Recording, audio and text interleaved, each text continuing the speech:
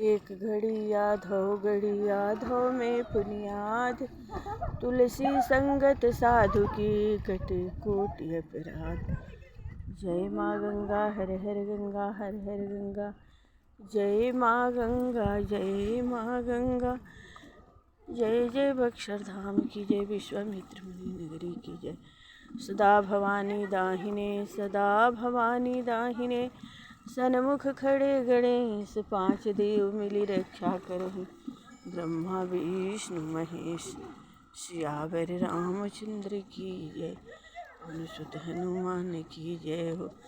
जय माँ गंगा की जय, जय माँ गंगा की जय, जय माँ गंगा की जय, जय माँ गंगा की जय हो।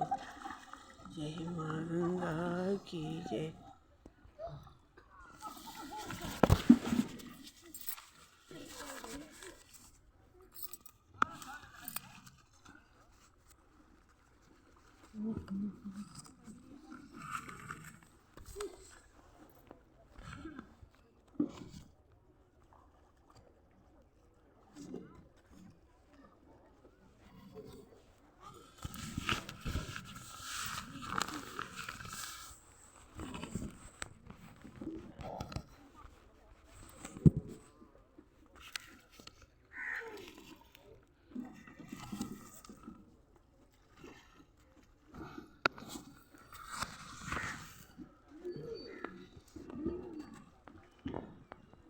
प्रेम से बोलिए भगवान शंकर की जय। जय रामेश्वर नाथ भगवान की जय जय। शिवरात्रि की व्रत कथा। गुरुद्रह नामक एक पापी निषाद नित्य वन में जाकर जीव हत्या और चोरी आदि दुष्कर्म करता था। एक बार शिवरात्रि के दिन वह अपनी गर्भवती स्त्री के साथ भोजन की खोज में निकला, परंतु संयोगवश उसके हाथ कुछ नहीं लगा। निराश होकर वह एक सरोवर के पास एक बेल के वृक्ष के आड़ में छुपकर इस आशा से बैठ गया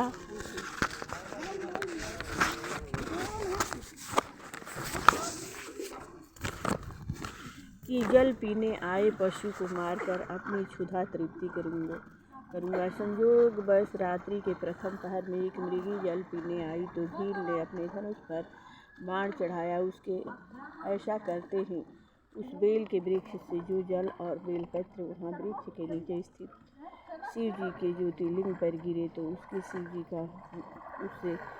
जी का पूजन हो गया। मृगी ने आर्तवाणी में निषाद से कहा कि तुम मुझे थोड़ी देर के लिए जाने दो, मैं अपने बच्चों को व्यवस्था करके लौट आऊँगी। मृगी के शपथपूर्वक विश्वास दिलाने पर निषाद ने उसे जाने दिया और उसकी प्रतीक्षा में एक पहर का जागरण हो गया। दूसरे पहर के आरंभ में उस मृगी को ढूंढती हुई उसकी बहन उस सरोवर पर आ गई। निषाद ने मृगी पर सरसंधान करने की ठानी तो बाण के वृक्ष से टकराते ही जल और बेलपत्र वृक्ष के स्थित ज्योतिर्लिंग पर गिरे और इससे उसकी पूजा हो गई। इस मृगी को जब निषाद मारने लगा तो उसने भी आतुर वाणी में समय की मांग की और लौट आने का विश्वासपूर्वक वचन दिया। निषाद ने उसे भी अनुमति दे दी। उसकी प्रतीक्षा में उसके द्वितीय पहर का जागरण हो गया।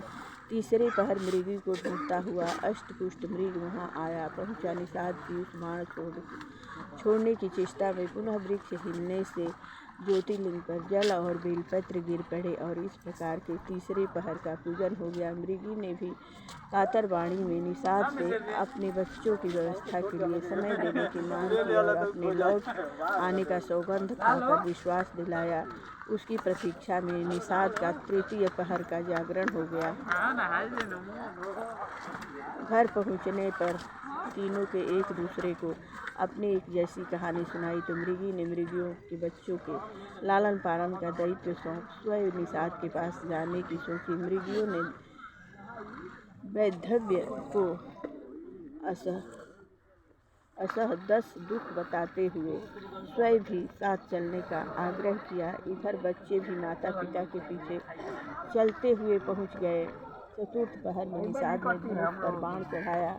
उसकी इस चेष्टा से स्वयं ही जल और बेलपत्र शिव जी पर चढ़ने से चतुर्थ पूजा हो गई।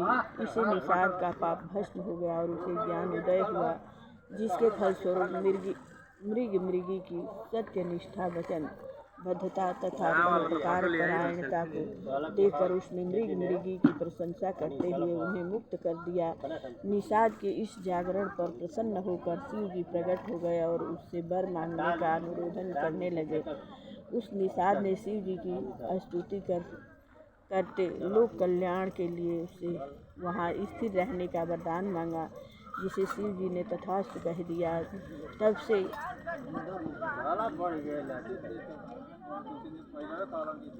अरुणाचल पर्वत पर शिव जी व्याघ्रेश्वर नाम से स्थित हुए। इस प्रकार शिवरात्रि को ज्ञान अज्ञान से किया गया जागरण और पूजन साक्षात शिव जी का स्वरूप दर्शन कराता है।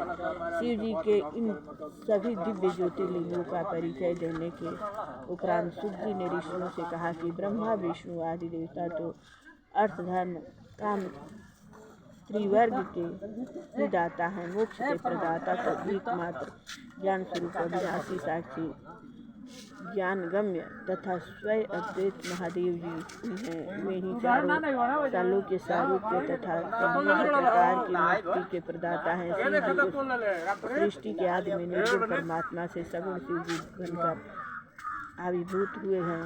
त्रिगुणातीत शिव जी में और सगुण रुद्र में सगुण और आभूषण के समान आकार भेद को छोड़कर और कोई भेद नहीं। शिव जी की ब्रह्मा विष्णु आदि देवों के सहायक हैं।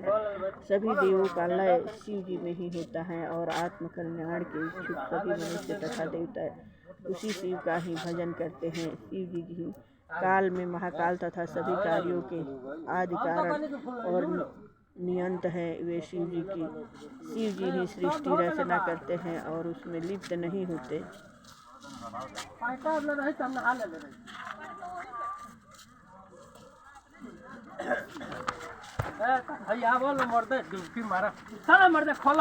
जिस प्रकार जल में अग्नि आदि तेज की परछाई का भान होता है परंतु वह वास्तव में उसमें प्रविष्ट नहीं है, उसी प्रकार शिव सृष्टि में लिप्त नहीं है।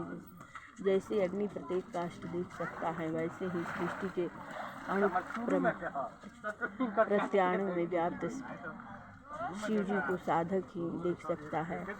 शिव जी को साधक ही देख सकता है, वैसे समुद्र मृतिका और स्वर्ण उपावि भेद से अनेक है।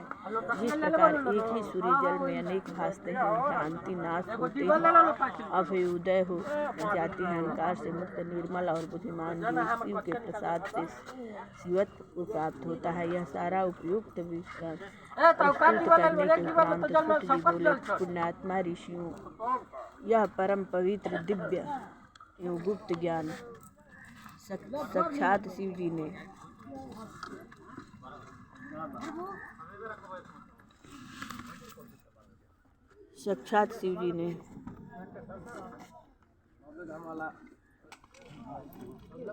विष्णु को विष्णु ने, ब्रह्मा जी को ब्रह्मा ने, संकादिक को संकादिक ने, नारद को नारद ने, व्यास जी को और व्यास जी ने सुत जी को और मैंने आपको सुनाया है। इसके श्रवण मनन से कुछ दुर्लभ नहीं रहता, सभी रिद्धियाँ प्राप्त हो जाती हैं।